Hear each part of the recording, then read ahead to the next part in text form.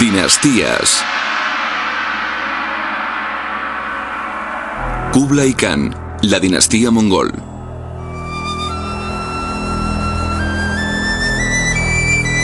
Pekín, capital de China, el país más poblado de la Tierra.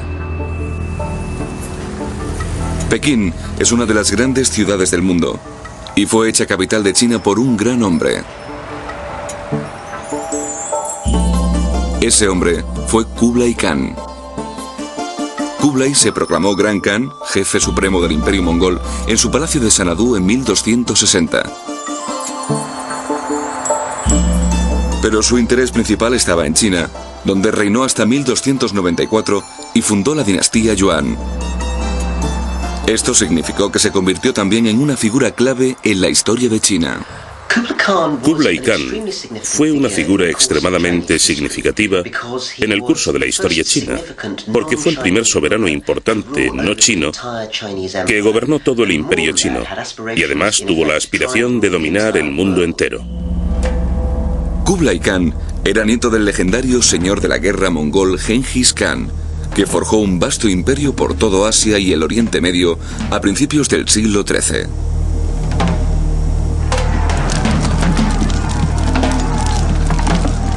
Al igual que su abuelo, Kublai Khan aplastó a sus enemigos con una fuerza brutal. Sin embargo, gobernó sus propias tierras pacíficamente. Instauró un gobierno con un sistema de impuestos y fomentó la cultura y el comercio. Hizo de Pekín la capital del imperio más grande que había existido, extendiéndose desde las costas del Mar de China hasta el Danubio en Europa y desde Siberia hasta el Océano Índico.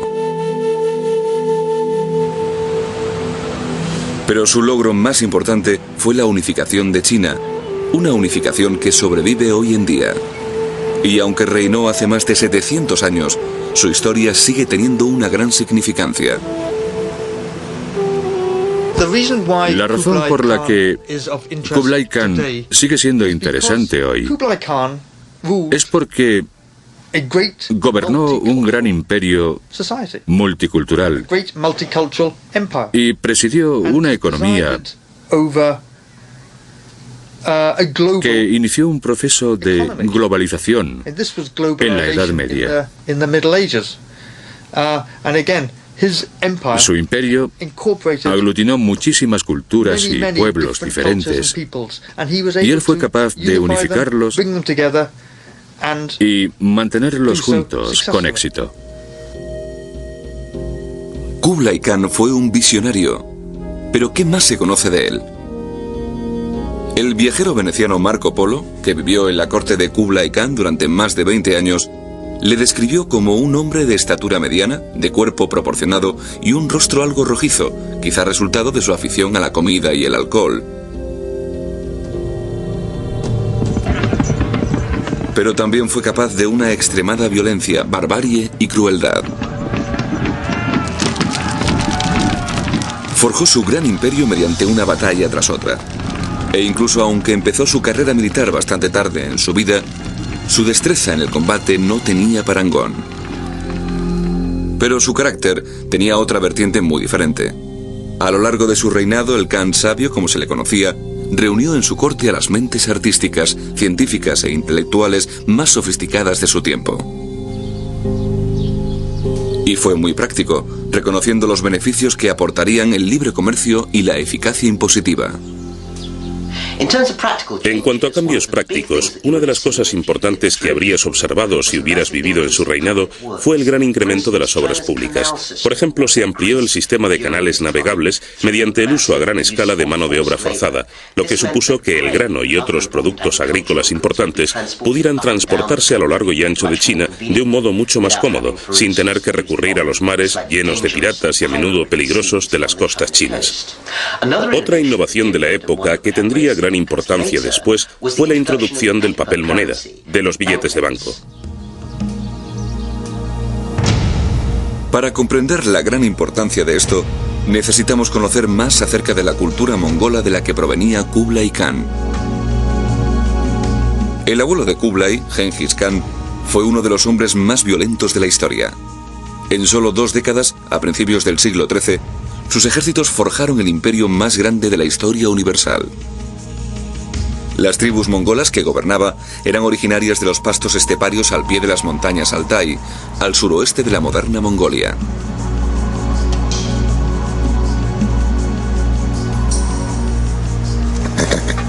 Los mongoles eran un pueblo nómada. No tenían ciudades. En su lugar vivían en magníficos asentamientos de tiendas de campaña. Era una existencia espartana que produjo una raza de hombres y mujeres extremadamente duros. En 1206, Gengis Khan se proclamó soberano universal de los pueblos de las estepas y se dispuso a organizar sus recursos militares. Las campañas de Gengis Khan se extendieron con una violencia inusitada desde el Mar Negro hasta Corea. Su brutalidad era legendaria. Si te resistías a los mongoles, luego te arrepentías, porque una vez que asediaban una ciudad y la tomaban, le cortaban la cabeza a todos los hombres. Hay relatos famosos, tal vez semimíticos, pero aún así muy indicativos, que hablan de las pilas de cabezas que se amontonaban en las ciudades conquistadas como balas de cañón. A veces ejercían el terror de forma arbitraria, por ejemplo, decidiendo que se ejecutara a todos los hombres de una ciudad que superaran cierta altura o que se les cortaran las orejas a todos los habitantes de una ciudad colocándolas en un montón. Y también era de todos conocido que si te rendías podías evitar todos esos horrores. Los mongoles aprovecharon el terror psicológico y los rumores acerca de su brutalidad para obligar a las ciudades a rendirse, a menudo sin resistencia, porque tenían miedo de lo que ocurriría si presentaban combate. Pero a medida que el imperio mongol se extendía por Asia, apareció un gran obstáculo que no podía superar. El imperio Sung del sur de China, que contaba con 50 millones de habitantes y vastos recursos. Durante años, los mongoles trataron de conquistar al gigante del sur, pero no tuvieron éxito.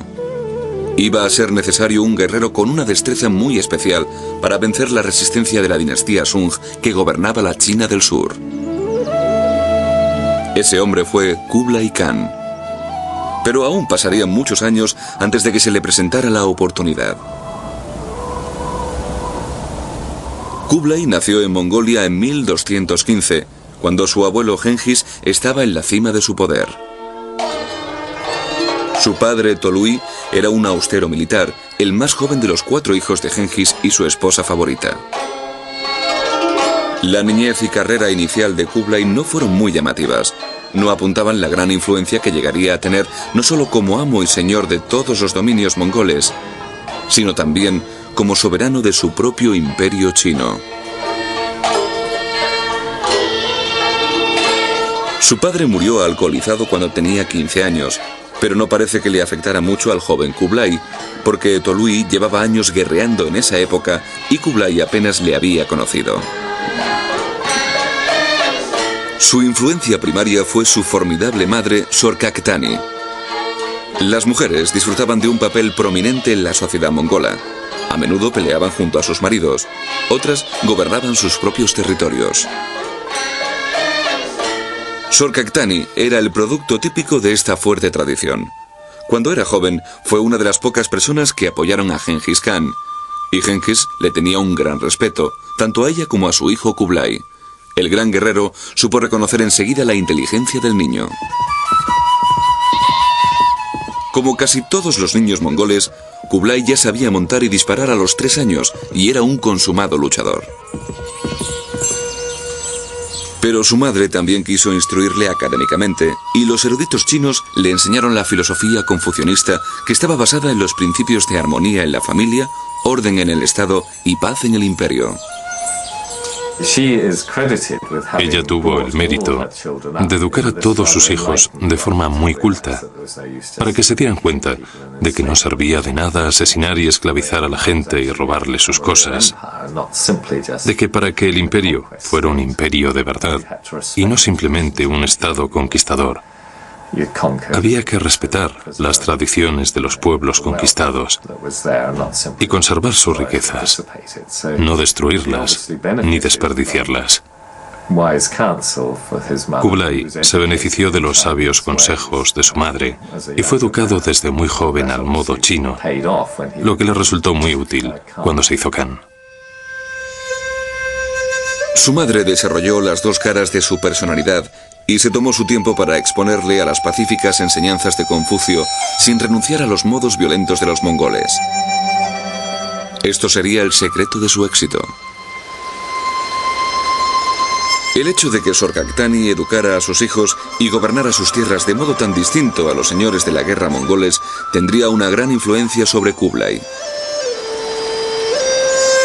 En 1236, con 21 años, Kublai recibió sus propias tierras de manos de su tío Ogodei, que había sucedido a Gengis a su muerte en 1227.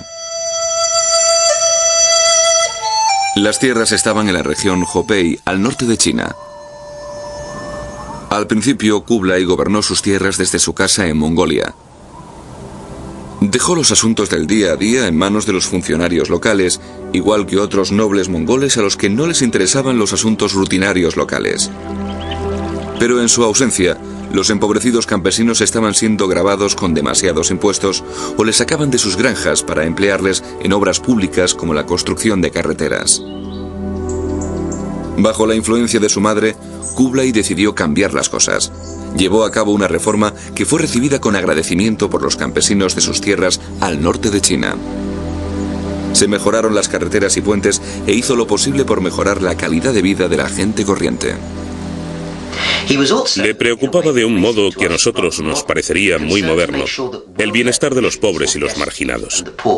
Esto suponía suprimir los impuestos durante un periodo de tiempo determinado en las zonas que habían sufrido guerras, sequías o hambrunas, hasta que pudieran poder permitirse volver a cumplir con sus obligaciones con el tesoro público.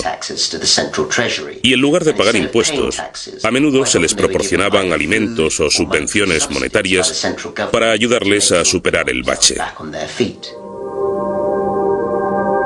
Así que desde una temprana edad, Kublai empezó a demostrar las cualidades de un soberano progresista e ilustrado.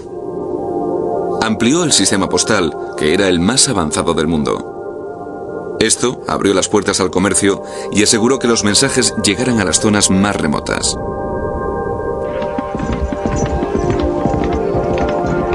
Pero de regreso a la capital mongola, Karakorum, las familias más tradicionales desconfiaban de Kublai y su madre.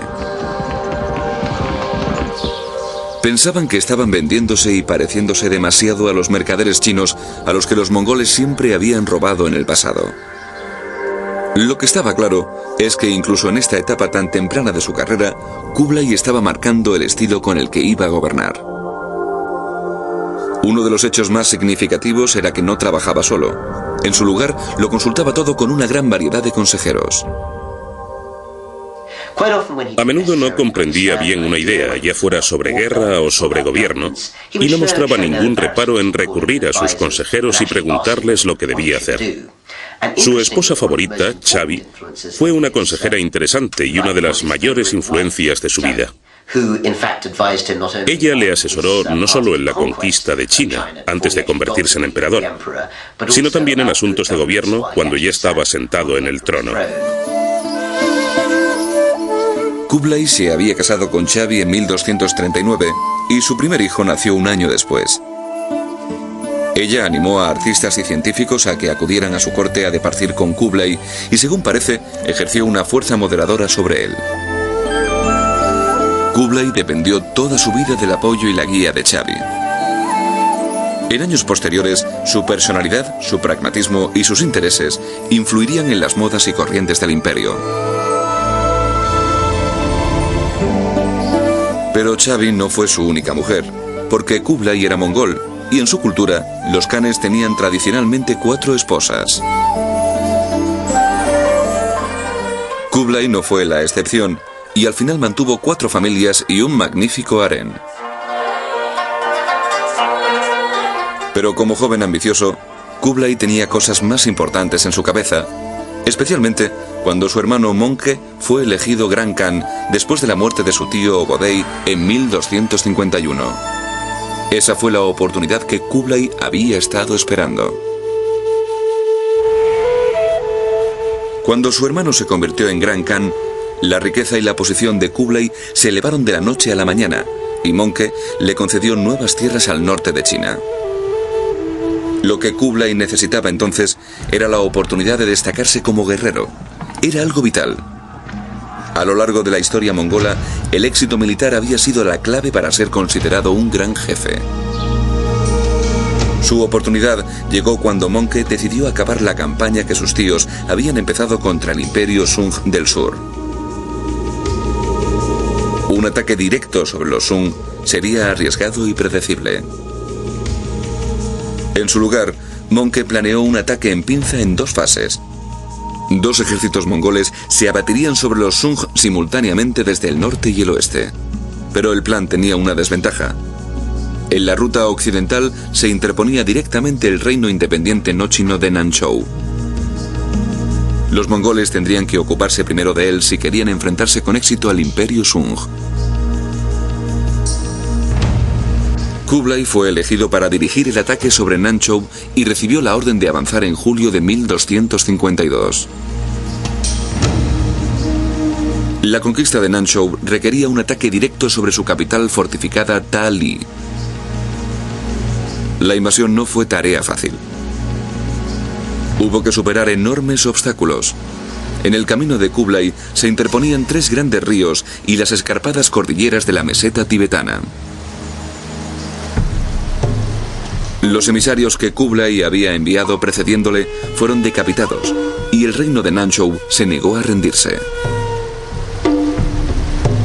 Después de 2 meses, el ejército de Kublai llegó a las orillas del caudaloso río Yangtze. Había llegado el momento crítico porque no existían puentes. En la orilla de enfrente, el ejército de Ta-Li dormía confiando en que Kublai no podría cruzar el río. Pero Kublai dio instrucciones a sus soldados de que inflaran sacos de piel de oveja y cruzaron el río a última hora de la noche, atacando por sorpresa. Los soldados de Ta-Li fueron masacrados a miles mientras intentaban huir de vuelta a la capital. El ejército mongol llegó enseguida a las puertas de Ta-Li. En la ciudad, todos sabían que era tradición de los mongoles asesinar a todos los habitantes de la primera ciudad conquistada en una campaña para que sirviera de ejemplo al resto del país. Pero Kublai era diferente. Les prometió que les perdonaría si se rendían pacíficamente. Ta-Li aceptó con prudencia y Kublai mantuvo su palabra.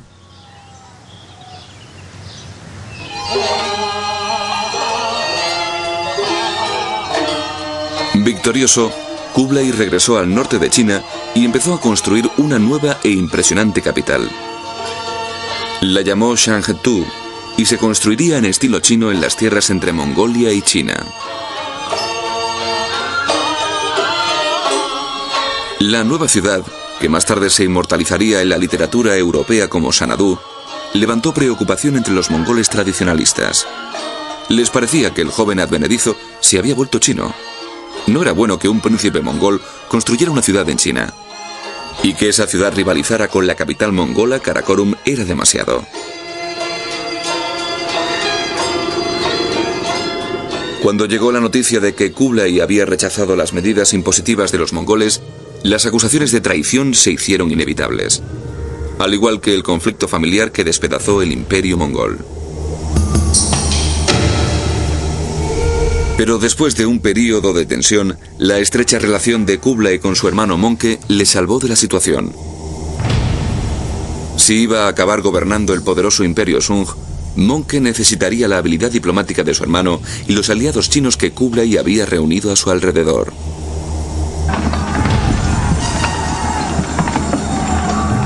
A Kublai le dieron el mando de uno de los 4 grandes ejércitos mongoles que partió de Shangtu en 1258. Los ejércitos mongoles avanzaron con rapidez hacia el centro de China, pero cuando llegaron a orillas del río Yangtze, ocurrió un desastre. El duro clima del sur afectó seriamente a su salud. Möngke cayó gravemente enfermo de disentería y murió de repente.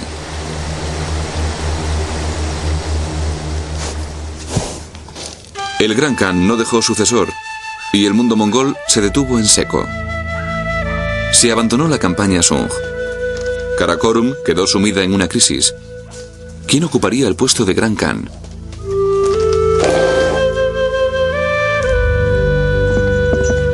Los nobles se apresuraron a ir a Karakorum desde las 4 esquinas del imperio mongol. Pero Kublai no dio la vuelta. Le había costado años llegar a donde estaba, y pensó que cuanta mayor parte del sur de China tuviera bajo su control, mayor sería su base de poder frente a los demás jefes mongoles. La conquista final de las tierras que se habían resistido a su padre y a su abuelo demostraría a las familias nobles su grandeza militar y su adecuación al puesto de Gran Khan. Así que Kublai trató de acabar con los Sung antes de regresar al norte. Continuó luchando durante 2 meses, cortando la línea principal de suministro de los Sung a través del río Yangtze. Los Sung fueron presa del pánico. El primer ataque les había cogido por sorpresa y estaban en verdadero peligro de sufrir un colapso total. Pero Kublai no pudo aprovecharse de la situación, porque la patria mongola se encontraba en crisis. Su mujer le suplicó que regresara al norte para enfrentarse a la posibilidad de una guerra civil, a pesar de la oportunidad que tenía de aplastar a los Sung de una vez por todas. La amenaza en el norte venía del hermano más joven de Kublai, Arik Boke, que se había quedado en la capital, Karakorum. Había 2 rivales, y es importante entender lo que ambos representaban. Porque Arik Bok era un mongol de la vieja escuela, es decir, que quería que el dominio mongol se ejerciera como siempre se había hecho. Quería que los mongoles gobernaran desde la estepa, que era su patria ancestral, que funcionaran como un estado conquistador, lo que implicaba que se dedicaran a invadir y saquear gobernando como extranjeros, simplemente dominando las zonas que conquistaban. Pero Kublai representaba un enfoque muy distinto. Había estado en China varios años y contaba con los recursos de una gran civilización milenaria como respaldo. Era la figura más importante de lo que entonces era aún solo una provincia de China, parte del imperio. Pero a muchas familias mongolas no les gustaba el nuevo estilo de Kublai y su amor por las ciudades y la cultura china. Vieron en Arik Boke la ocasión de recuperar sus raíces mongolas oponiéndose a Kublai. Se convocó un consejo secreto y se planeó una rebelión.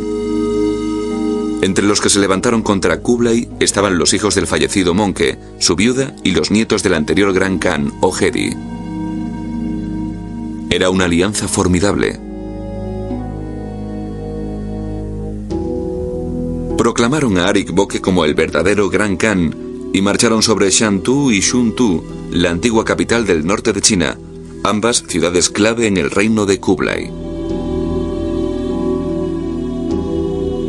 La mujer de Kublai, Chabi y sus consejeros le enviaron un mensajero tras otro informándole del peligro de que Arik se convirtiera en Gran Khan.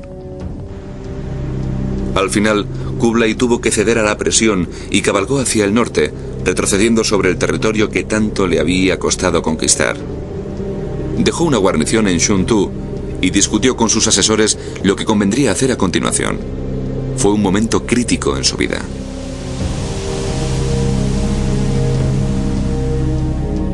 Se celebró un gran consejo en Shuntu en el que habló un príncipe tras otro poniéndose en pie y ofreciendo su apoyo. Entonces su otro hermano, el Egu, que estaba en Persia, le envió un mensajero con la importante noticia de que él también le apoyaría. Era la noticia que Kublai había estado esperando. Ahora sentía que contaba con mayor apoyo que su rival, Arik Boke, y el 5 de mayo de 1260 aceptó el puesto de Gran Khan, soberano universal del mundo mongol. Tenía solo 44 años y se había convertido en el gobernante más poderoso que había existido. Pero los partidarios de Arik Boke seguían apoyándole como Gran Khan, y Kublai se dio cuenta de que si quería mantenerse en el cargo, tendría que luchar contra su hermano. Sus tácticas guerreras fueron simples pero eficaces. Kublai cortó las líneas de suministro de Karakorum, dejando que Arik Boke se muriera de hambre. Luego marchó sobre la capital mongola con todo el poderío del norte de China apoyándole. Arik Boke se dirigió al sureste para salir a su encuentro y en 1261 los dos ejércitos se estrellaron en la frontera china. Las fuerzas de Arik Boke eran inferiores en número y en estrategia, y enseguida quedó claro que no eran rival para las de su hermano, así que Arik viajó hasta Shangtu y se rindió. Ahora Kublai sí tenía algo que celebrar, y las celebraciones mongolas eran algo digno de contemplar. El exceso era la norma, y la corte de Kublai se hizo famosa por sus opulentos festines.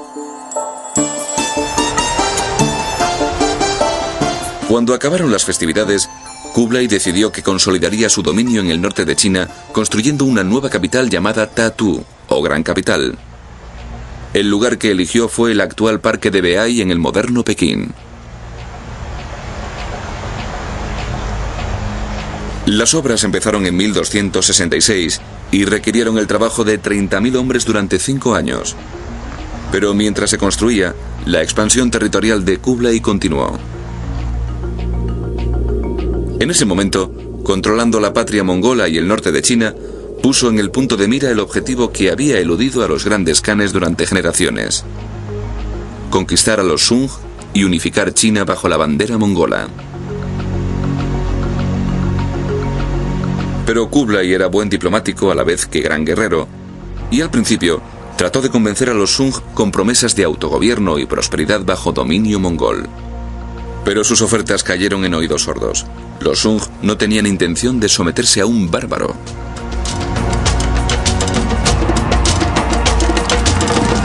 En 1256, las incursiones se transformaron en violentas batallas. Entonces Kublai se dio cuenta de lo difícil que era el reto que se había planteado. Sus ejércitos tuvieron que abrirse paso a través de los bosques del sur, oscuros, húmedos e infestados de enemigos. Fue una gran prueba para la habilidad de Kublai como jefe militar. Como jefe militar, Kublai Khan era atrevido y arriesgado. Estaba intentando llevar a cabo una de las gestas militares más grandiosas de la historia, que era conquistar todo el sur de China, una gigantesca nación de cultura milenaria con 50 millones de habitantes. Para lograrlo, tendría que aplicar una gran variedad de tácticas, muchas de las cuales no resultaban fáciles para alguien como él, que provenía de un pueblo nómada del norte de Asia. Una de las cosas que tuvo que aprender fue a arreglárselas con un tipo de combate totalmente nuevo: la guerra en el mar. Los mongoles nunca habían sido un pueblo marinero, pero Kublai reconoció que le haría falta una marina para impedir que los Sung abastecieran a su ejército desde el mar del sur de China. Las fuerzas de Kublai capturaron 150 barcos Sung en un ataque a la ciudad costera de Tiaoyushan. Usando los barcos capturados, Kublai se dispuso a transformar a los mongoles en una potencia naval formidable. Este era el tipo de innovación atrevida que distinguía a Kublai Khan como líder. Los mongoles se habituaron a los combates marinos con sorprendente rapidez. Hacia 1268, Kublai contaba con su propia armada, mientras en tierra sus ejércitos avanzaban hacia el sur, tomando una ciudad tras otra. Hacia 1271, mientras los ejércitos de Kublai barrían todo a su paso, la construcción de su gran capital quedaba completada. La muralla de Tatu tenía un diámetro de más de 30 kilómetros y estaba dividida en 2 zonas. La muralla interior contenía la ornamentada ciudad imperial. En la muralla exterior vivían los funcionarios y eruditos de la corte. El pueblo llano vivía fuera de la muralla. La ciudad prohibida, que se construyó más tarde bajo la dinastía Ming, se encuentra situada en el lugar donde Kublai ofrecía lujosos banquetes a su corte. En Tatu, Kublai vivía rodeado de lujo, con asistentes y bellas concubinas a mano que satisfacían todos sus deseos. Siguiendo la tradición de los gobernantes chinos del pasado, Kublai se proclamó emperador y fundó una nueva dinastía, la dinastía Yuan.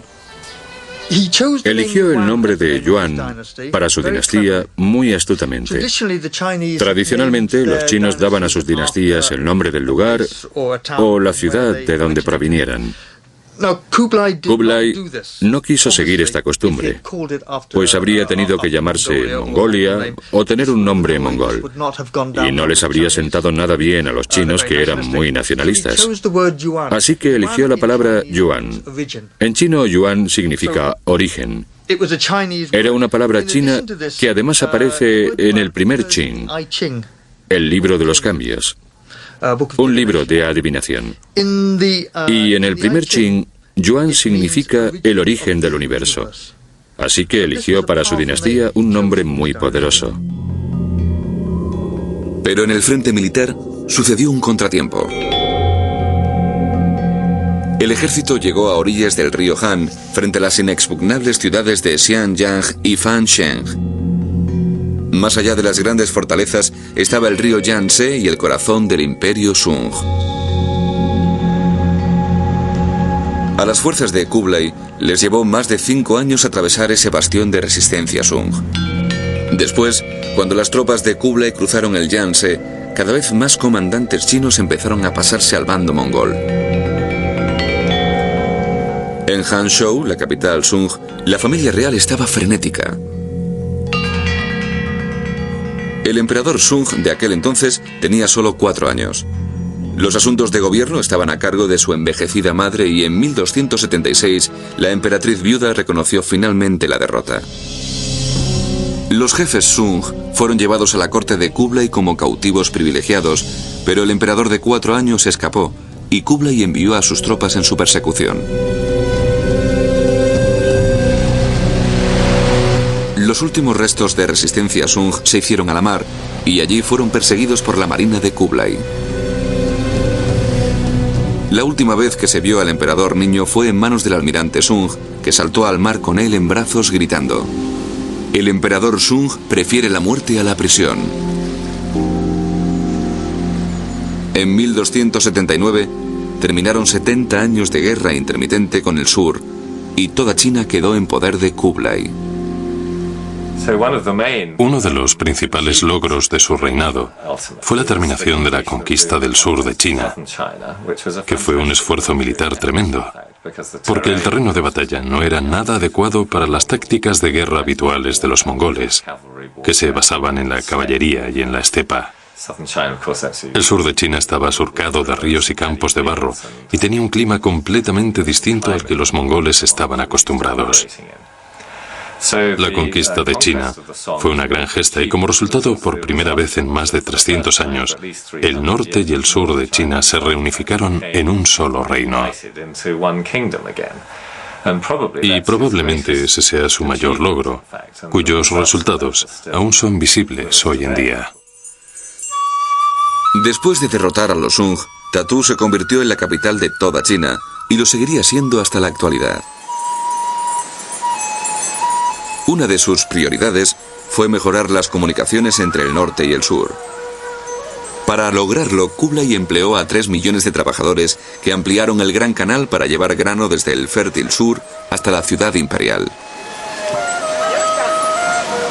Kublai podía contar ahora con los recursos de la nación más avanzada de la Tierra.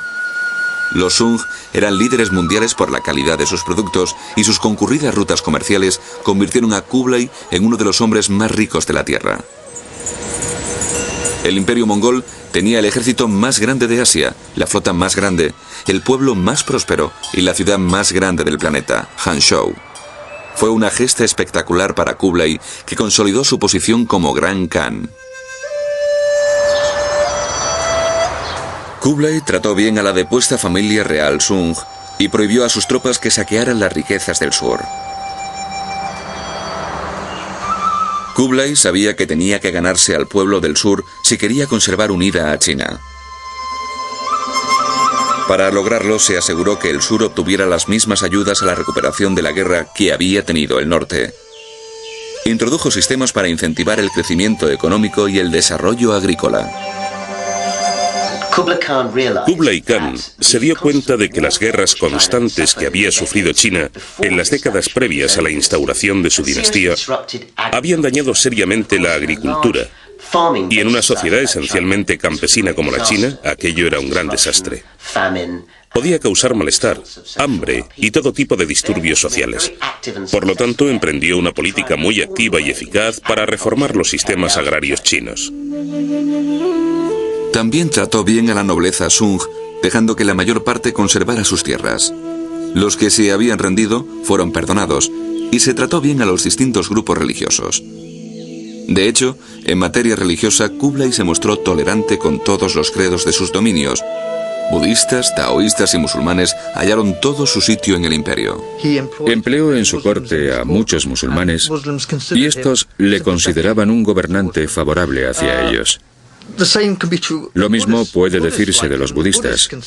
A los budistas les gustaba y le consideraban uno más de ellos. Y los confucianistas sentían un gran respeto por Kublai. Kublai quiso contar con muchos confucianistas en su administración. Entre sus asesores más cercanos se encontraban seguidores de Confucio.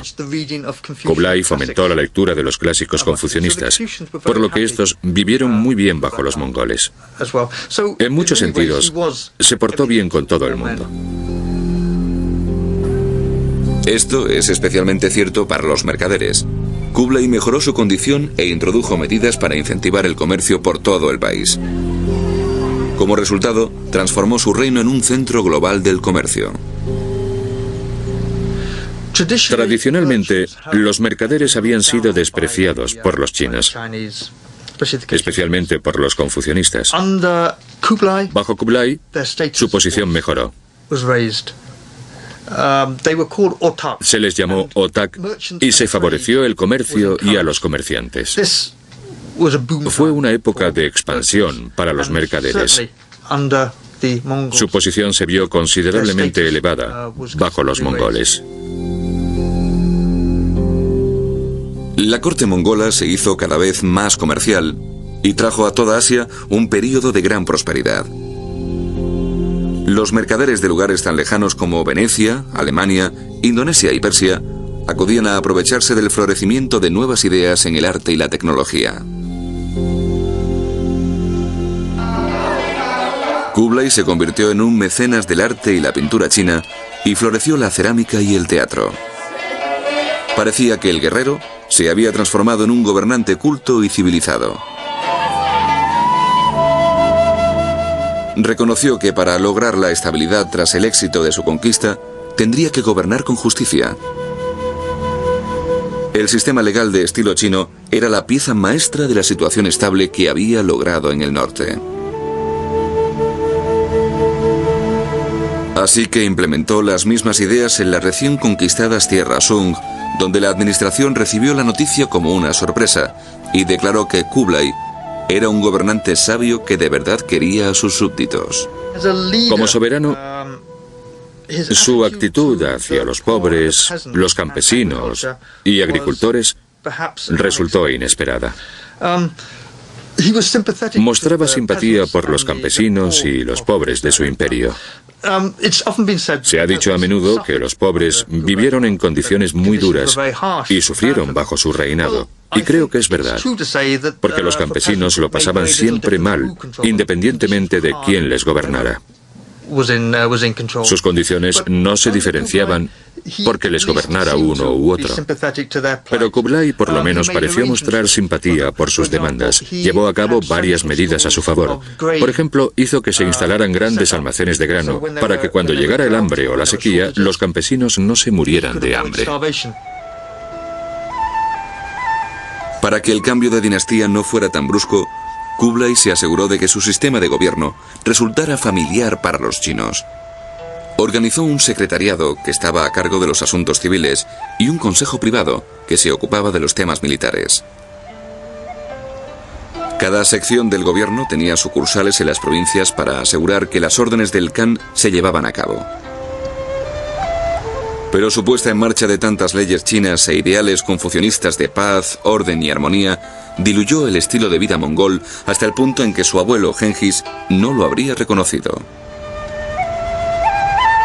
Kublai Khan es una figura intrigante porque es uno de los escasos personajes históricos que se las arregló para superar sus orígenes y terminó convirtiéndose en una persona muy diferente. A causa de su pasado de guerrero nómada, era de esperar que nunca se interesara especialmente por la civilización ni por la cultura escrita o por vivir una vida más sedentaria, tal vez menos activa. Pero de hecho, una vez que conquistó China, abandonó la mayor parte del bagaje nómada en el que se había formado y en su lugar se convirtió, en muchos casos, en el típico gobernante chino al estilo de Confucio. Constituyó un increíble ejemplo de asimilación política. Para Kublai tenía sentido gobernar China como lo hacían los chinos, pero no cabía duda de quién ostentaba el poder. Los mongoles simplemente se insertaron en lo alto de la escala social. Después venían los asiáticos centrales y occidentales, seguidos de los chinos del norte y, en lo más bajo de la pirámide, los chinos del sur.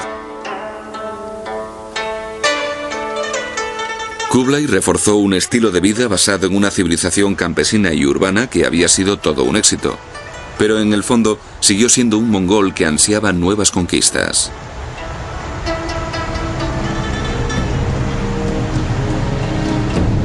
La mayoría de los reinos de Asia pagaban tributo a Kublai para poder mantener un cierto nivel de autodeterminación, porque sabían que no tenía sentido oponerse a la todopoderosa máquina militar de los mongoles.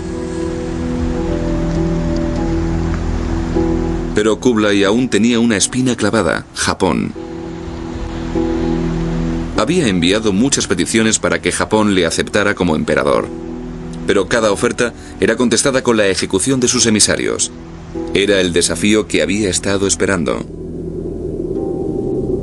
Alistó a los reticentes coreanos como tripulación de los barcos Sung que había capturado y organizó su primera invasión de Japón en 1274.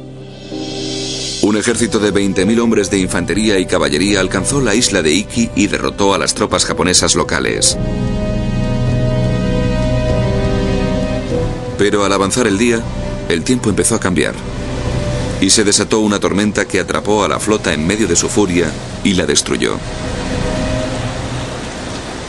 Pero Kublai no se desmotivó por ese fracaso. Los informes que había recibido del primer ataque mostraban que los mongoles eran superiores a todos los niveles. No habían sido más que víctimas de la mala suerte. Así que lanzó una segunda invasión en 1281 con un ataque en dos frentes desde el norte y el sur de China.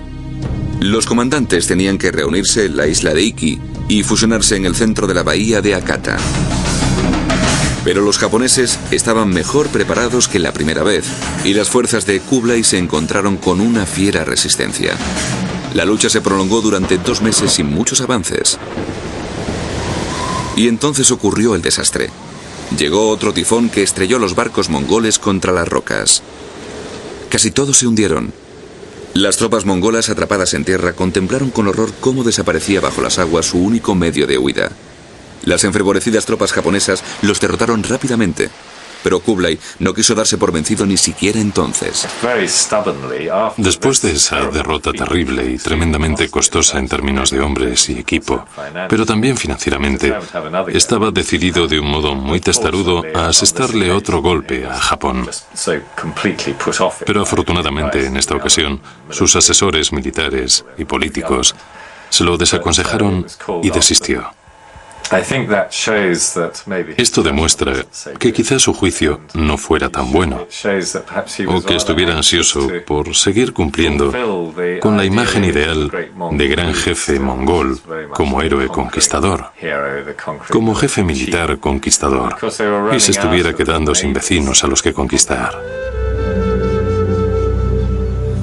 Pero después de la segunda derrota y del consejo que le dieron, Kublai decidió abandonar sus campañas militares y empezó a implicarse cada vez más en los placeres decadentes de la vida cortesana. En días de festín se daba de comer a 6.000 personas de una sola sentada en su palacio de Tatu. Pero en 1281 le golpeó la tragedia. Su adorada esposa Chabi falleció y 4 años después moría su hijo y heredero Chen Qin. Era más de lo que Kublai podía soportar. Quedó abatido por el dolor y nunca se recuperó de su pérdida. Hay que mencionar que su gobierno empezó a declinar en muchos sentidos en la última década de su reinado después de la muerte de Xavi. Las crónicas de la época muestran a un emperador más bien pasivo y proclive a beber demasiado y a comer más de la cuenta. Se puso muy obeso y de algún modo perdió el interés en seguir siendo el gobernante tan activo y comprometido que había sido cuando tenía a su mujer a su lado. Pero sobre esa época no había perdido solo a su esposa, sino también a los fieles asesores en los que tanto confiaba, que había reunido en torno suyo y que habían muerto de viejos. Una nueva generación de consejeros chinos y musulmanes corruptos por su poder se había instalado en la corte. Pero Kublai estaba cada vez más interesado por los placeres, dejando el grueso de decisiones menores a la corte. Kublai pasó sus últimos años aislado. Cada vez se consolaba más con el alcohol y la comida. Se puso gordo y enfermó de gota. Hacia 1294, Kublai se había retirado de la vida pública y había perdido el entusiasmo por las celebraciones que solía adorar. La corte de Tatú, que había sido un lugar lleno de alegría e ilusión, se volvió triste y deprimida. En febrero, cuando contaba con 80 años, la vejez y los excesos acabaron con él. El gran Kublai Khan murió solo en su palacio.